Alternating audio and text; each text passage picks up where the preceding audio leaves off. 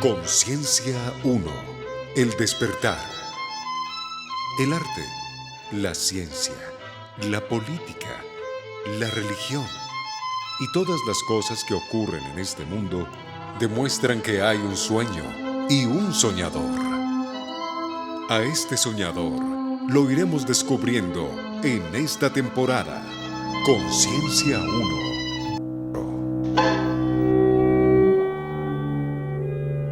Saludos de todo corazón y de toda razón a este programa de Conciencia 1 en su versión número 11 de la serie El Despertar.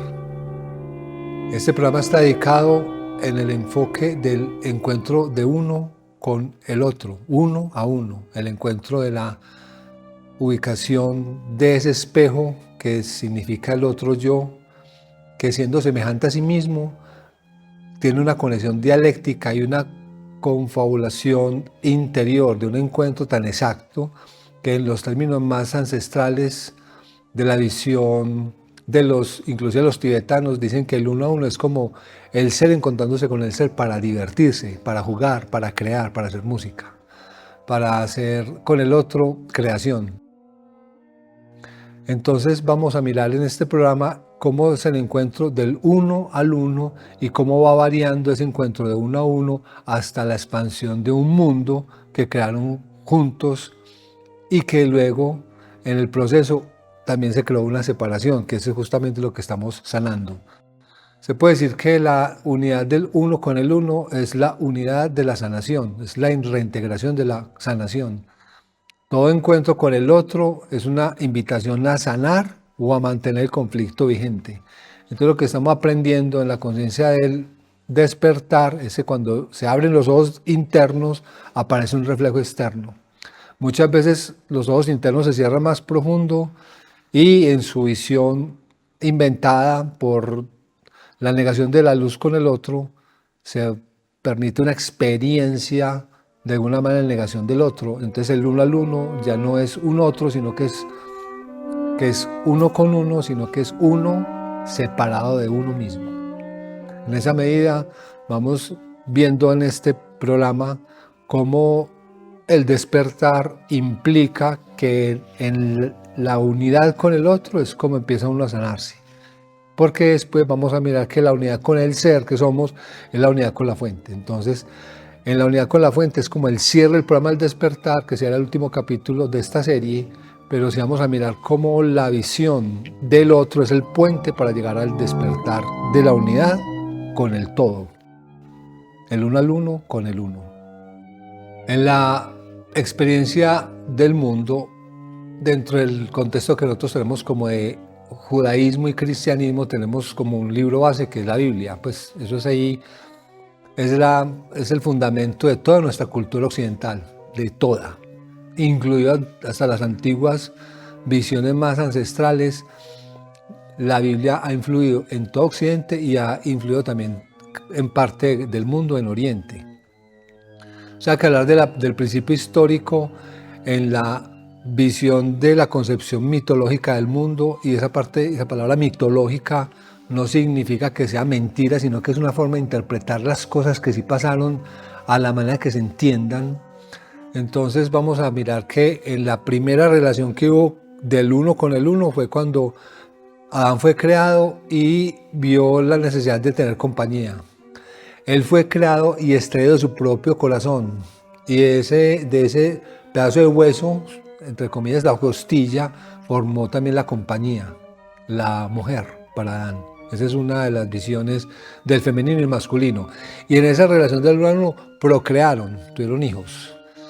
Ya la cuestión de la separación y la echada de leña y todo eso lo podemos mirar en el programa del encuentro con la fuente, en el último programa, pero lo que nos importa ahora en este dato es que el uno con el uno, al encontrarse uno sacado de sí mismo para volver a extender en esa dualidad o en esa pareja o en esa forma, una creación, es como una cortina de una experiencia de ser más allá de uno mismo, hasta el punto de una diferencia de ser tanto, tan distinto de uno mismo, que termina siendo una mujer, o en el caso contrario, para una mujer, un hombre.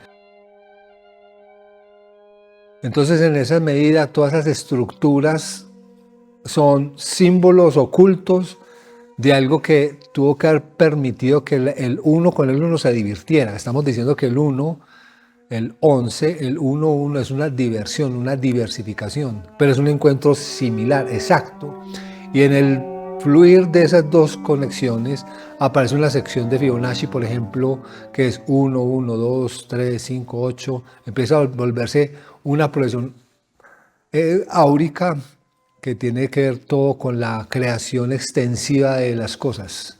Entonces lo miraremos en un pequeño documental sobre la sección áurea, cómo se desplaza ese uno, pero lo que nos importa es mirar que en este caso el despertar, ese uno se encuentra consigo mismo, de una forma que cuando es tan distinta uno no sabe en qué nivel está encontrándose en la identidad exacta, en la semejanza exacta. Entonces, lo principal del camino a la unidad es básicamente saber que uno ya es uno. Si uno todavía no sabe quién es uno, es porque todavía está soñando y proyecta en el mundo cosas que son distintas a uno mismo.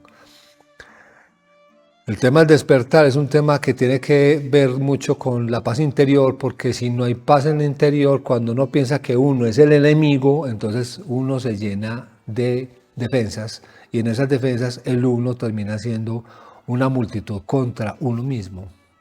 Entonces, cada momento el despertar siempre se invoca una sola pregunta: ¿ese que encuentro me representa, me hace semejante a mí, o no lo quiero, o no lo amo, o no lo respeto, o no lo valoro, o no lo considero real para mí?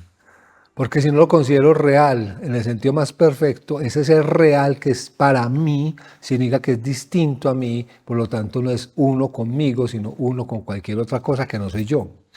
En esa medida, cuando no soy yo, cualquier cosa es posible. Y eso significa que todavía estoy en un aprendizaje que no quiere conocerse uno a sí mismo. O sea, el uno con el uno es un conocimiento que uno dice en este nivel del despertar, en estos procesos de ir abriendo el portal de la sombra más profunda, hasta la integración con todas las cosas, hasta volver a llegar a uno mismo otra vez, después de conocer todas las cosas, es porque uno empieza a entender que todas las cosas son la preparación para simplemente encontrarme conmigo mismo.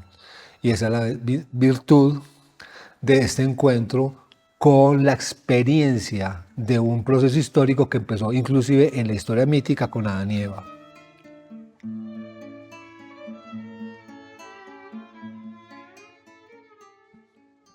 Adán y Eva tuvieron entonces a Caín y Abel. Cuando Caín y Abel se desarrollaron en su propia individuación, en su inocencia, de un momento a otro una envidia, y Caín quedó en manos de Abel y Abel murió por un asunto de interpretación con respecto a la fuente. Entonces la historia es más simple. Al ver que Caín no le subía sus ofrendas al cielo, en el humo hacia el cielo, sino que se esparcía horizontalmente, y Abel recibía directamente la inspiración de la fuente para entregarle sus humos al cielo, la interpretación de Caín fue que Dios no me escucha, él sí lo escucha, yo no soy de la fuente, el otro sí es de la fuente, tengo envidia y te vas de este mundo. Pero es una interpretación porque no sabemos qué significa elevarse y extenderse. Y en el fondo, ¿cómo pensamos que la fuente tenga favoritos? Entonces el primer error no fue que hubiese una interpretación de Caín y Abel como enemigos, sino que había un error mental de nosotros de pensar que la fuente tiene favoritos, porque la fuente siempre es la misma. Entonces nos separamos del primer uno, esa es la primera separación. Si nosotros pensamos que hay una parte en la fuente que tiene algo que discriminar, que se niega a sí mismo, ¿eso qué significa? Que el uno, que se extiende en la diversión, en la creación, en la expansión de su belleza y su plenitud, es distinto, pues claro, va a tener enemigos y va a intentar controlar y equilibrar el asunto de una forma distinta a consigo mismo. Y esta historia, este pedacito de historia, creo que se entiende perfectamente cuando nosotros pensamos que en la primera historia de la humanidad hubo un enemigo. Y ese enemigo asumió un papel de unidad del primer ego, en el quinto punto de la estructura del yo, cuando ya tiene como conciencia que está creciendo y que está madurando como un ser que puede pensar en la oscuridad, crear la verdad, y ese ser cuando se siente verdadero en la mentira, todas las cosas son distintas y mentirosas. Entonces esa idea del uno separado del todo es imposible, pero básicamente en la oscuridad todo se puede imaginar. La mente entró en la oscuridad, no se reconoce consigo misma, y la sanación es ver al otro limpiando el espejo y dándose cuenta que ese otro era uno mismo, porque la fuente vino a divertirse con el uno en todo. La creación, al tener su extensión, vino a expandir la creación con la extensión que tuvo. Y esa es una lógica de todo el universo. Cuando el universo hizo Big Bang, ¿qué pasó? Hubo, se supone, una luz. Y en esa luz se extendió todas las luces. Y en esa luz se extendió todas las posibilidades infinitas de que el otro es todo. Entonces el otro también recibe una forma de entenderse con el uno en la totalidad. Significa que cada cosa se unifica en el uno. Y eso se entiende porque de alguna manera el uno con el uno es la unidad para volver atrás, a divertirse, a recrearse, a ser uno con la plenitud. Esa es la ventaja de la plenitud. Con Caín y Abel nos ocurrió una historia distinta y se creó el conflicto. En ese conflicto es donde estamos ya reparando la conciencia al despertar para los temas que debe hacer con la reconciliación con el otro. En esa historia mítica se apreció algo real. La diferenciación entre el uno y el otro se volvió desproporcionadamente increíble. Entonces aparecieron las fuerzas del poder con respecto a la sumisión a los débiles. Entonces el poder logró tener conciencia de dominio sobre el otro y se formó toda la historia del poder. Lo que pasó después con toda esa forma de alguna manera es mítica, pero también hablando que aunque después esto no es mítico, que es el diluvio, se llegó a un punto en que fue tan descarnada la cosa en dañarse unos con otros, en negarse unos con otros, en devorarse unos a otros, que en todo el planeta Tierra hay mitos, historias, leyendas sobre el diluvio. Entonces sí hay una cuestión sobre el diluvio. Y el diluvio es como otra representación de que el agua es muy distinta al ser humano porque no sobrevivimos allí. Entonces ese uno con el todo también se volvió tan diferente, tan distinto, que de alguna manera se interpretó que la humanidad no merecía existir, pero realmente la humanidad es el reflejo de la conciencia del todo con el uno. La humanidad vuelve e inicia, pero el patrón de juicio, esclavitud, poder, sometimiento ha sido durante miles de años un asunto que la humanidad de alguna manera sufrió por la negación del uno con el otro. Hace 2000 años llegó una visión de conciencia, de unidad, que nos vino a recordar que es que somos idénticos en la fuente. Obviamente las historias que preceden esa llegada de esa iluminación clara para la humanidad se ha ido siempre mezclando con la buena nueva, como se dice. En esa unión, separación, unidad, similitud o diferencia, se ha creado un conflicto de decisiones personales para volver a pensar otra vez quién soy yo con respecto a la fuente, quién soy yo con respecto al otro.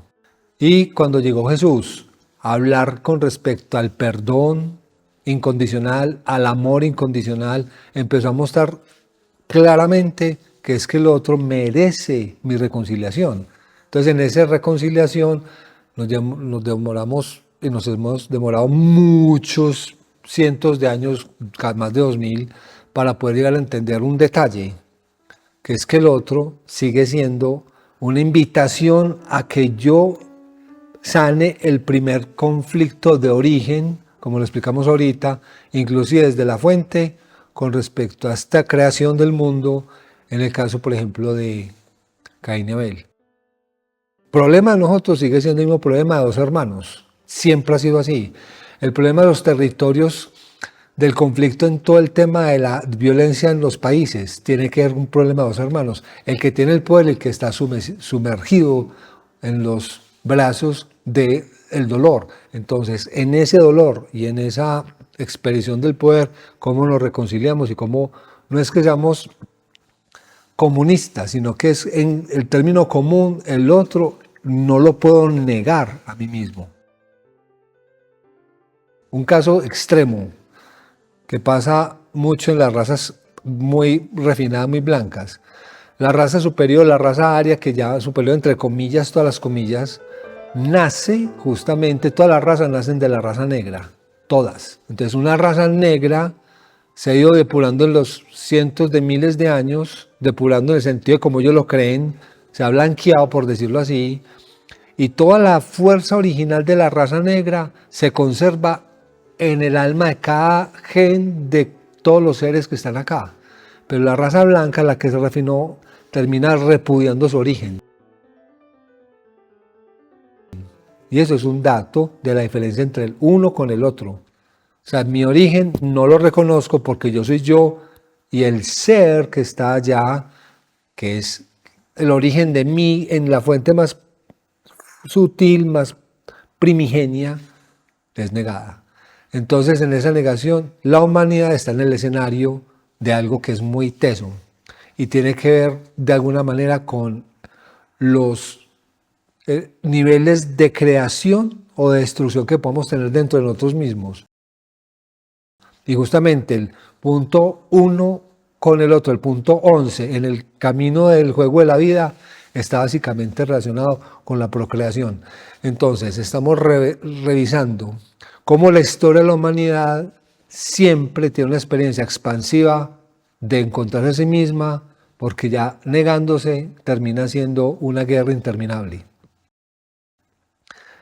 Esa guerra interminable únicamente existe en una interpretación de cómo nos ve la fuente y cómo nosotros percibimos la fuente. Nota que muchas veces en la opresión de nuestra propia negación del otro, nosotros nos oprimimos a nosotros mismos y nos perdemos los derechos de que merecemos como seres idénticos a la creación, somos seres idénticos a la fuente, en el sentido de que somos tan poderosamente extensivos que se nos olvidó por haber matado la imagen de nosotros mismos en el otro, lo que nos negamos a nosotros mismos vivir. Entonces, en esa idea, cuando uno empieza a escuchar esta relación del uno con el otro, todo el conocimiento que está universal, las memorias de la tierra, las memorias de la ciencia, las memorias de la historia inclusive, empiezan a mostrar un patrón común. Todo esto es un camino de conocernos uno con la historia, lo que está, pero más allá de esa historia, uno con las causas que provocaron esa historia. Nosotros somos entonces causantes de expresiones que nos tienen otra vez pensando qué hacer con esta vida. Y por eso nos enfocamos en cosas tan mecánicas que básicamente siempre estamos soñando que ya tenemos salvada la situación. Y la situación se salva reconociendo solamente una cosa: cómo estoy con la fuente, cómo me identifico exactamente con la fuente, cómo me guían con la fuente. ¿Qué pasó con Jesús cuando llegó a la tierra para nosotros en Occidente? ¿O qué pasó con el budismo cuando llegó a Oriente hace 2500 años? ¿O qué pasó con Zaratustra cuando llegó por allá hace 5000 años? Que es la misma voz diciendo lo mismo, hablando de lo mismo. ¿Qué pasa con los monjes tibetanos o con los monjes de Oriente, de aquí de Occidente también, los benedictinos y toda esta gente que viene ancestral, haciendo un ejercicio todo el tiempo de cómo está comulgándose con un silencio, porque la fuente es silenciosa, la fuente no está gritando. Si gritara hace rato estuviéramos expandidos con puros Big Bang en cada uno.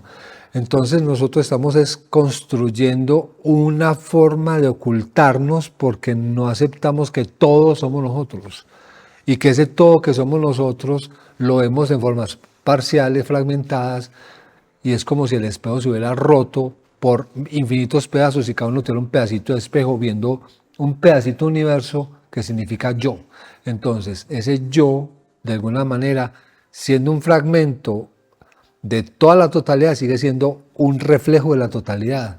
Y en ese sentido es la invitación al despertar. El primer atisbo del despertar es decir, yo cómo empiezo a entender que puedo estar tranquilo con todo el mundo. Es que este es alguien o algo que está dentro de mí, que era yo mismo, solo que no lo había perdonado desde el origen. No lo había liberado por creer que Abel sí era predilecto de Dios y yo no. No, Abel y yo somos hijos de la fuente. Y eso, ser hijos de la fuente significa que merezco entender en la interpretación de lo que me pasa a mí como un aspecto mismo de la fuente.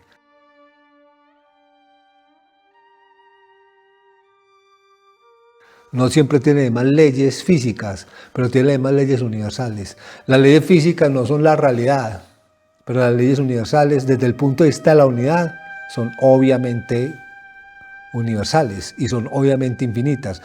Las leyes de la física son parciales, son localizadas. ¿Por qué la ciencia entonces aporta a esta historia de la liberación mental? Porque la ciencia nos llevó a entender sobre el aspecto cuántico de la realidad. Y eso, si no es con eso, estos problemas serían imposibles de resolver o de pensar siquiera. Entonces somos cuánticos, somos más allá de las leyes físicas, podemos pensar en diferentes niveles mentales hasta llegar a un punto de aceptación. Todas las cosas que están creadas son el aspecto de sí mismo, la unidad de sí mismo, el juego del lila, el juego con el yo, el juego con el uno. Y por eso este programa de alguna manera invita a una cosa muy sencilla, por más complejo que sea la historia o por más complejo que sea la narrativa de estas cosas y que se brinquen muchas otras cosas que hay detrás de todos los detalles de la política, el arte, la ciencia, la cultura, la economía, todo, sin dejar de entender que eso es parte del juego. Estamos diciendo que este programa está hablando de una cosa muy sencilla. El encuentro con uno mismo es el recuerdo de la totalidad. Les agradezco de toda razón y todo corazón su presencia en este programa y los espero para la próxima. Muchas gracias.